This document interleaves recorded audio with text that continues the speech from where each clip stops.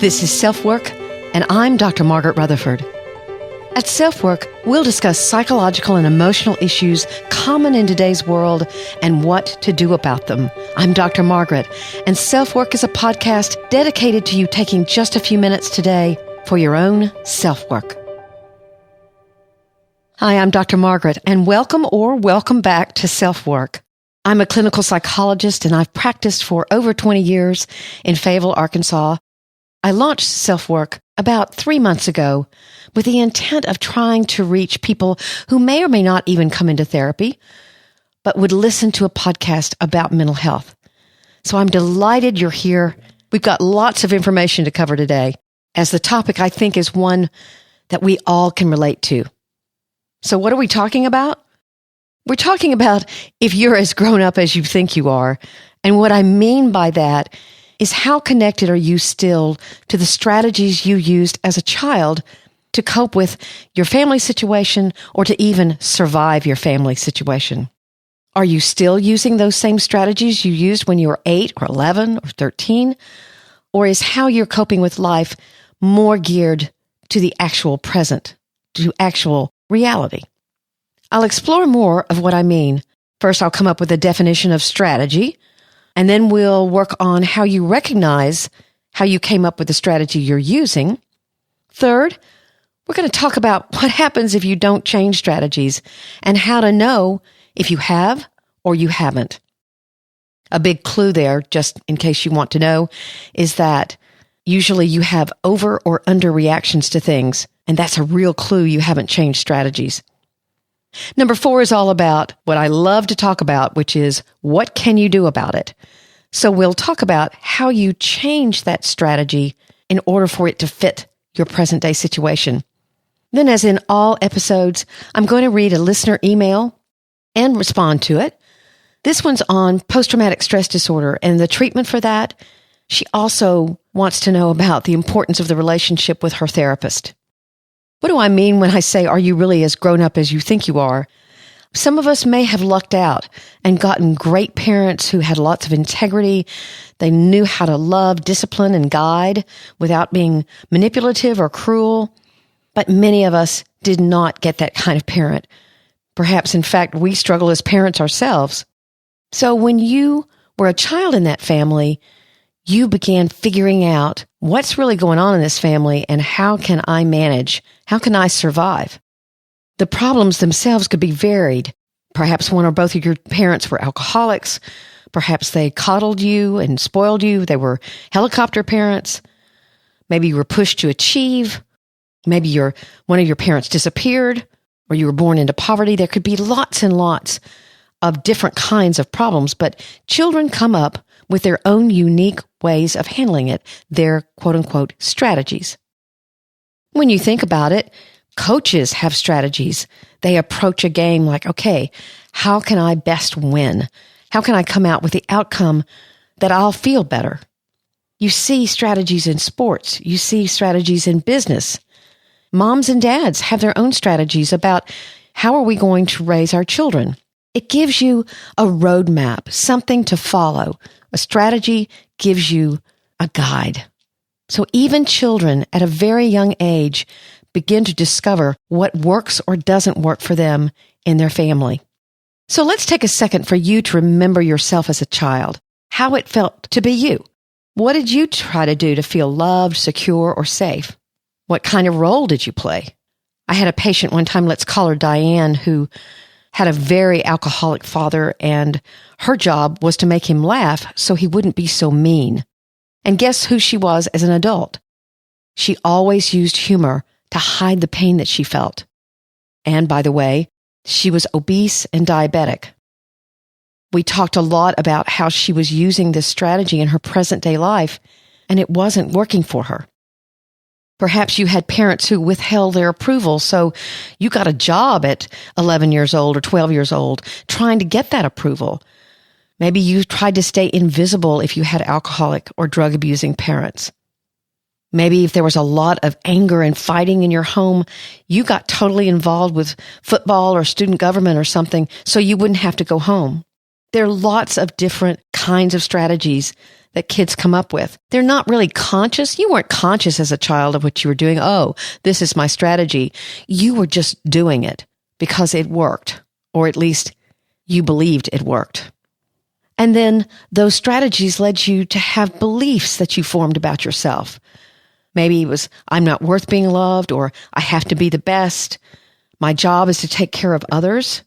You came up with a belief system based on how your parents responded to your strategy. Let's talk again about the kid who maybe gets a job at 11 or 12. In a healthier family, there would be a discussion about, well, what does that mean? And are you really ready for this? How will it affect your schoolwork? In a not so healthy family, one in which a child was trying to get approval, it may be that the parent derided the child for getting a job or didn't notice, but there was no discussion. I worked with a man one time who was a very, very successful manager and a corporate guy, and his father had told him over and over again, you're never going to amount to anything. So guess what his strategy was? I'll be successful no matter what. But what that looked like in the present day was that he was a terrible workaholic. He had made millions, and what he really wanted to do was to stop and do some nonprofit work, dedicate his life to a purpose bigger than himself. He had had no children with his wife, and yet he looked at me with a lot of vulnerability and said, I can't stop. I know that I'm still trying to prove my dad wrong, but I don't know how to change my strategy. Many of us don't change our strategies.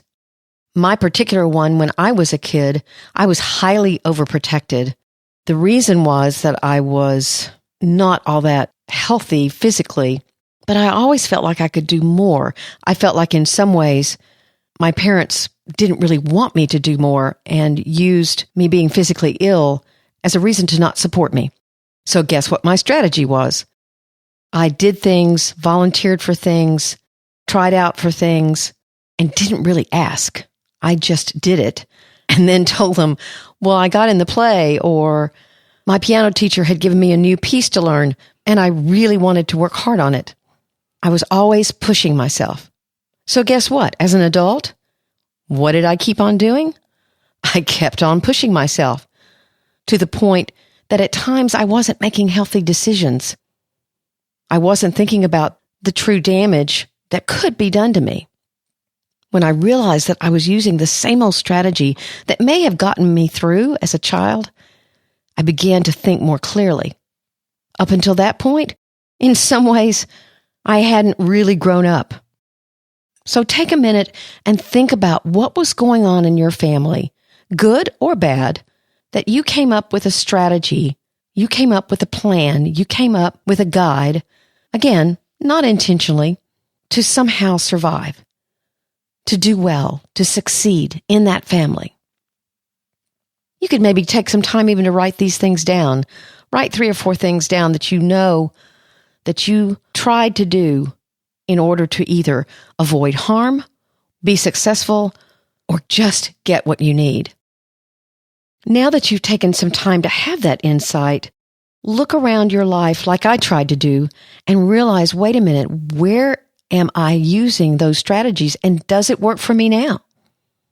2 huge clues that can help you see that perhaps the strategy you're using doesn't fit your reality now is if you have a major underreaction or a major overreaction to something.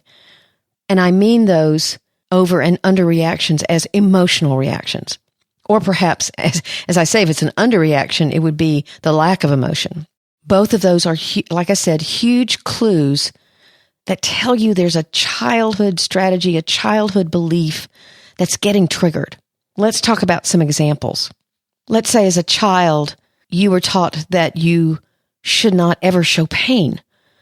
Maybe you had a parent or a grandparent die, and you were never allowed to talk about it. Now, in the present, you have a miscarriage at 4 or 5 months, or your partner does. And there's no grief. There's no sadness. You're underreacting to something that is very sad, but you still believe, you still have the strategy that you're not supposed to grieve. You're not supposed to show that sadness.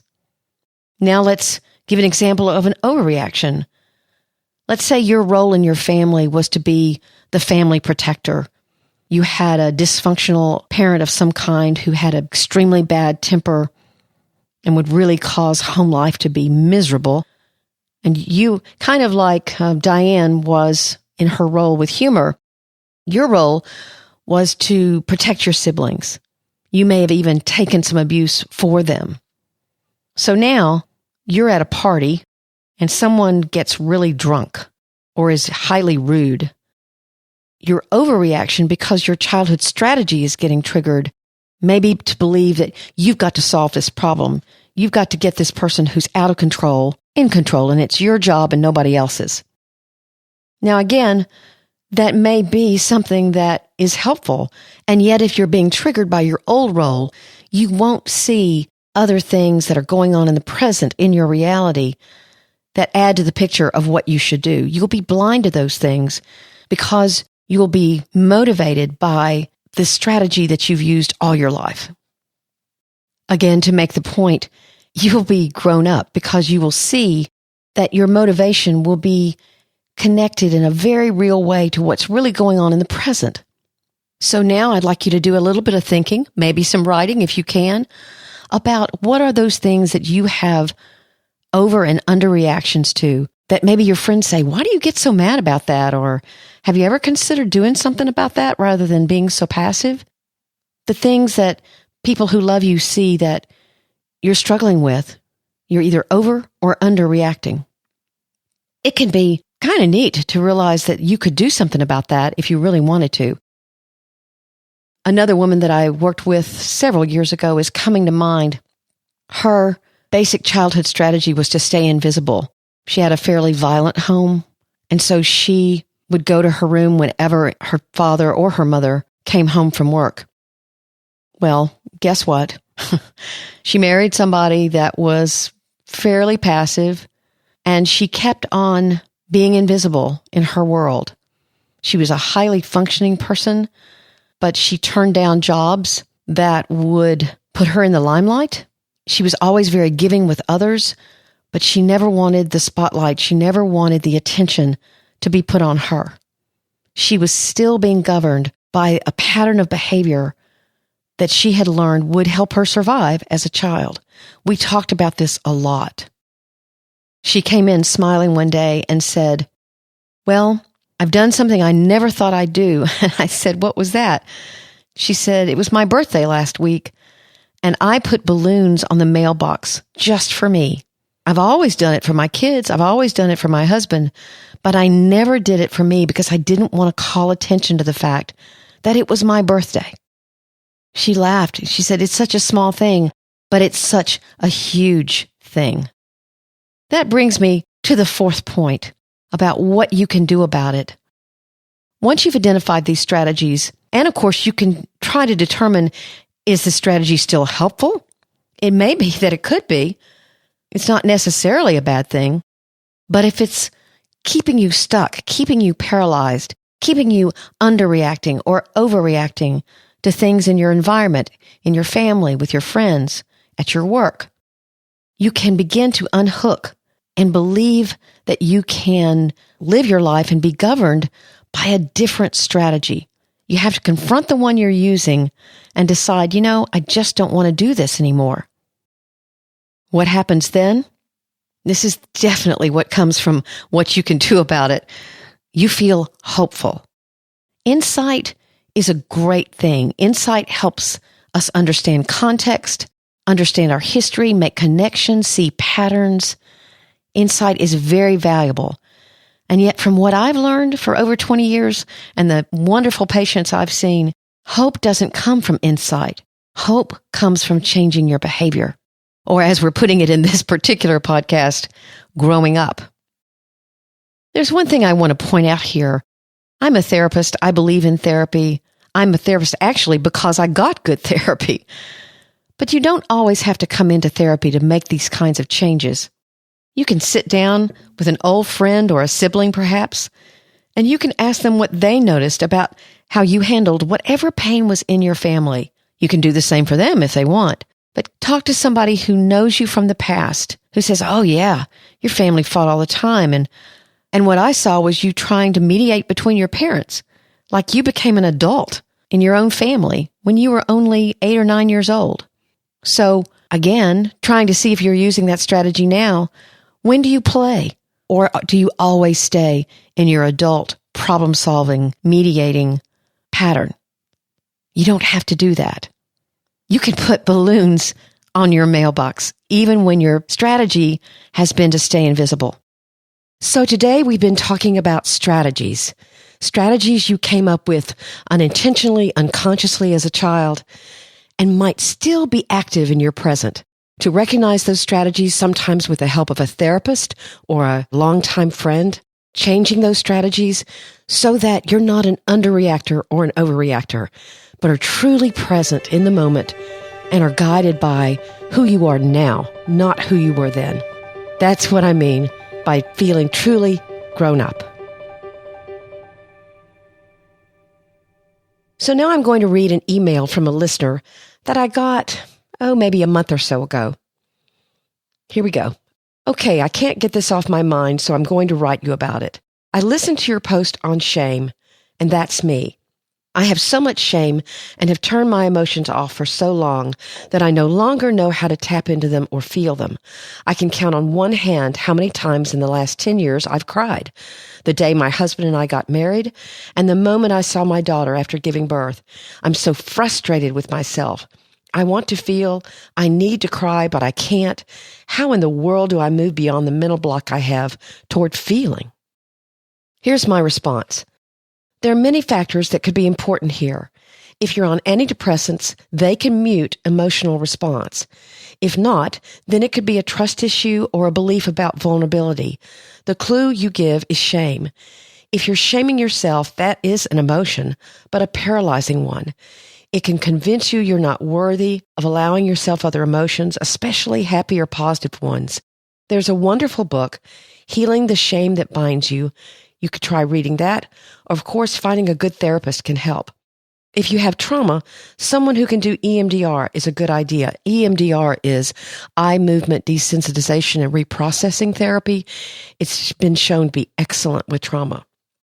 So she writes back, I'm on antidepressants, but this was an issue even before I got on them, and I trust my therapist.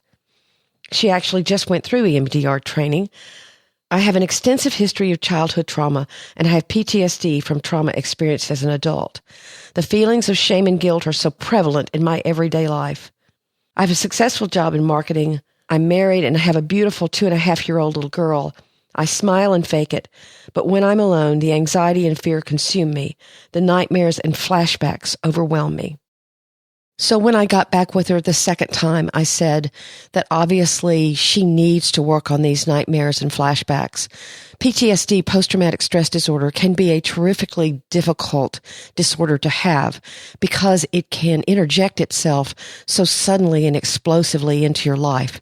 So if you have PTSD of any kind, whether it's about acute trauma, something that happened literally last month or a week ago, or you have chronic trauma, then seeking help is really, really important. I want to thank you for listening to this episode of SelfWork. You can reach me lots of different ways. I do write a blog where I post weekly. It has the original name of drmargaretrutherford.com. You can email me and I'll answer your email. It is confidential, by the way. It's askdrmargaret@drmargaretrutherford.com. Some of you have written in and told me you're enjoying the podcast. I really appreciate that so much. In fact, on that topic, I would love it and so appreciate it if you would leave a rating or write a review, especially in iTunes. That's really important. Plus, it gives me some feedback about what you like, or even in your review if you said something that you'd really like to see improved. I like that feedback as well. And of course, I really love to see that subscriptions are rising and hope you'll be one of my subscribers. Thanks so much. I'm Dr. Margaret Rutherford, and you've been listening to SelfWork.